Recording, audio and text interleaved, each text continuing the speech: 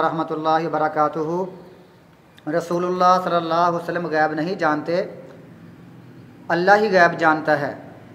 एक दलील सही बुखारी से कि एक दफ़ा रसूलुल्लाह सल्लल्लाहु अलैहि वसल्लम ने फरमाया कि जहन्नम के बहुत बड़े कांटे हैं। जैसे सदान नामी लकड़ी है उसके कांटे हैं, दरख्त है या बूटी है उसके कांटे हैं, ऐसे ही जहन्नम के कांटे हैं। और ये वो कांटे हैं जिनकी ये कितने बड़े हैं, ला यालमु क़द्र इज़मिहा इल्लल्लाह, सिवाय अल्लाह ताला के कोई नहीं जानता कि वो कितने बड़े हैं। अगर रसूलुल्लाह सल्लल्लाहु अलैहि वसल्लम गैब जानते होते तो आप ये बता देते कि वो कितने बड़े हैं। आपका ये बताना कि अल्लाह के अलावा कोई नहीं जानता, ये चीज़ साबित करती है कि रसूलुल्लाह सल्लल्लाहु अलैहि वसल्लम गैब नहीं जानते थे। अल्लाह ताला हमें सही अक़ीदा अपनाने की तौफ़ीक़ अता फ़रमाए।